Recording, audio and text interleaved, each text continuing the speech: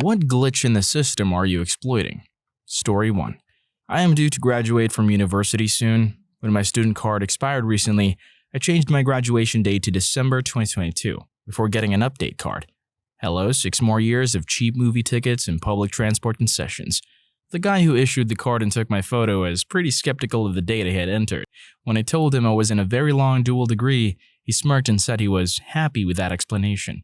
I think he was just doing me a solid by turning a blind eye. Technically, I am enrolled in a degree that takes 5.5 or 6 years. I just skipped the part where I'm 6 years into it. Story 2. Live in a rural town, no degree, but I'm excellent at math. I got a job teaching GED math classes, which requires a degree. It was supposed to be temporary, and I was supposed to give my boss a refresher on math so they could eventually let me go.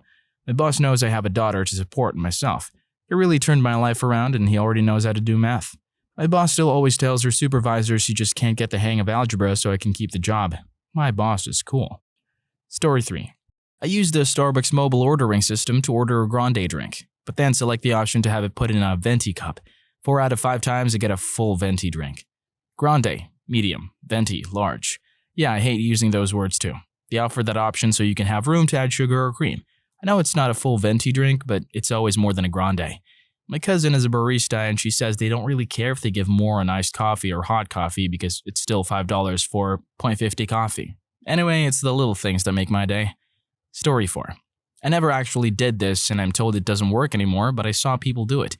Years ago at a certain major university, the administration decided to put all your services on one card. Everything from the library to photocopiers to exams to food services. A fine idea. There was just one tiny problem. The code somehow presumed that everyone would, at some point, put a balance on the card. They did not account for the possibility of someone showing up in certain places with a zero balance. One set of such places involved anywhere that served university-issue food. In short, as long as you kept a zero balance on your card, you ate for free. You'd get rung in at the cash and present your card. It would scan but not show the cashier the balance because of privacy regulations. It would only say okay or not okay. If you had a balance that was not sufficient or negative, like in the case of library fines, it would compare X to Y and it wouldn't go through. If your balance was 0, it went through every time, so somebody didn't set up that binary properly. This went on for years. In certain faculties and departments, and it's easy to imagine which ones, it was legendary. It got to the point, I'm told, that they were actually holding meetings and disciplining people who abused it too much because they were so concerned about keeping it going. As far as I know, it only ended because the university tore out all their old cafeterias and put new ones in. Presumably because the old ones were losing staggering amounts of money, complete with a new payment system that did not apparently have this issue. I found out towards the end of my time there, but I didn't feel too upset because I lived off campus and only ate within the university inside my college, which was on a different system and had way better food. Someone literally said, "How would you like a free lunch?" Showed me his 0.00 balance on a nearby machine, and then bought me lunch. Now that I'm more involved in and aware of university operations, I'm actually kind of pissed about this. Like all free lunches, it wasn't, but it remains undeniably a first-class hack. Personally, my own view is that student nutrition is a huge problem and we should be giving food away to students, but the legal problems surrounding that are truly prohibitive. Story 5. My dad is a recycling man for my town, and man did he ever do this well. So with McDonald's, you know how you can get a stamp card and a sticker on every cup? When you fill out the stamp card, you get a free drink. Well, whenever he goes to pick up someone's recycling, sometimes a person left their McDonald's drink cup in there, and the sticker is still on it. So he takes the sticker and puts it on his stamp card. Let's say he has over 50 plus stamp cards for a free drink by doing this and counting. He's exploiting that one that is for sure. Free coffee for life. Story 6. Not current, but a good story. 3 years ago, I worked at a grocery store as a cashier, and they had a system where every dollar spent was put towards a point system to give you discounts on their gas. You also got discounts on specific items with a card. They tracked our employee cards so we couldn't cop some free fuel points. But my mom's old phone number was still linked to an account, so whenever a customer didn't have an account, which was free, I would just type in my mom's old number and say it was the store code to give them discounts. I paid next to nothing for gas while I worked there and never got caught. Story 7. I know how to read the screen at PC Richard and Son Appliances and Electronics. I can tell how low a price can go when haggling before it needs a manager's code and the commission the salesman will get. I tell the salesman I'll tip him the difference in commission they'd make had they sold it at retail if he gets a manager to drop the price. This is usually over $100 to $400 in savings on large appliances and $20 to $50 on smaller things. Their code is don't give up 1234 5678 90. Usually just dropping knowledge of the code will get you a great deal. On their screen, the prices are written with letters instead of numbers. The letters used are from saying don't give up, where D equals 1, O equals 2, N equals 3. This is to ensure that the customer never knows the lowest available price should they look at the screen. That is amazing. I have the same combination in my luggage. Story 8. My current job is at a fast food franchise with 5 other stores in the market. I started out at one store making $11.25 an hour. After my first year, I got a raise of 25 cents, and within a month, I was promoted to a trainer with another 25-cent raise. After about 3 months of that, I was late for work too many times, so they decided to demote me. I took a week off after that because I felt down, and when I got back, I noticed they hadn't docked my pay. I didn't tell anyone and wanted to avoid attention, so I started working the night shift to earn an extra $1 an hour, so I was making $12.75 an hour. After 6 months, I had made the overnights one of the most productive shifts, so the boss wanted to promote me to manager. I agreed, and they sent me off to another store for 2 months for training. When I got to that store, the amount I was making on my pay stub was $12.75 instead of $11.75 plus 1 because the person in charge of payroll is lazy. So when the new store put me on night shifts, they were paying me $12.75 an hour plus $1 an hour. When the 2 months were up, I got the raise, bringing my total up to $13.75 an hour on normal shifts. But when I got back to my original store, the lazy payroll guy just totaled my wage again on my pay stub, so it was $14.75. After about 3 weeks of me being back, the other overnight manager started not liking me. So I demoted myself and asked to be moved stores for good, so they moved me to the slowest store in the market, without fixing the pay again. So when I got to the store I'm currently at, I was making $14.75. To finish off, I work overnights in my new store, so I get the $1 premium again on top of my $14.75. I get free food, and the store is so dead I get maybe 20 customers a night. Story 9. This was like 7 or 8 years ago, when a lot of towns in the UK didn't have Domino's Pizza before Papa John's was a thing here, and you were lucky if there was a Pizza Hut delivery. Most people only had access to pizza from little, dirty kebab shops, and like their kebabs, the pizzas were best eaten when drunk. Well, a Domino's opened up in my hometown not long after I finished university and moved back home. Because it was so expensive compared to the cheap, albeit shit pizza you could already buy, they did loads of really good coupons and online deals. They had this one code, PETES50, that was 50% off 50 pounds. A large pizza with 2 sides that was about 25 pounds anyway, so you could basically get twice the amount of food. It made it feel like you weren't getting totally ripped off. That code didn't stay on the menus for long though, and it was replaced with various other codes that would change every month. The thing is though, the PETES50 code still worked online, and it stayed active until this year. I was a little heartbroken when I entered it and got an invalid code error. Story 10. A while back they got new keypads at my job that wouldn't let you punch in if you showed up late for work. It would just say, "Too late, see a manager." And then you'd have to go through the awkward process of telling your manager, having them follow you up on the stairs, and they had to sign a late slip for you. One day I figured out that if I put a 9 at the end of my 4-digit key, because it doesn't override the last key, I could punch in late without being penalized. Naturally, I abused this loophole whenever I was too late for work. Eventually though, they caught on to what I was doing, and I had a manager talk to me and tell me that if I showed up late 3 more times, 3 strikes, I'd be fired. I think the only reason they didn't fire me then and there was because they didn't want to admit there was a loophole in the system. Story 11. In most states, children and teens have to take a series of specific standardized tests to determine the effectiveness of the school and the progress of the students themselves. These aren't the APs, SAT, ACT, or TOEFL. These are state-administered, and in my state, when we had to take it, people found a glitch, so to speak. So the way the test worked was that the questions got harder the more you got right. Also, it was not timed, so you could pause the test. However, whenever you paused and then came back, you got a different question. This question may have been easier for you to do if you were the student. So basically, a room of 30 or maybe more students would get a question they would get stumped on. Then pause the test and resume seconds after to receive another question that they knew how to do. Of course, you could do this many times as you wanted during the test. It was livid. I scored 99% better in the whole state because of this. Note, the new question would be in the same difficulty as the one you couldn't do. The new question you got just might have been faster to do or easier to comprehend, so it was kind of a half glitch and you still had to be a little smart. Story 12.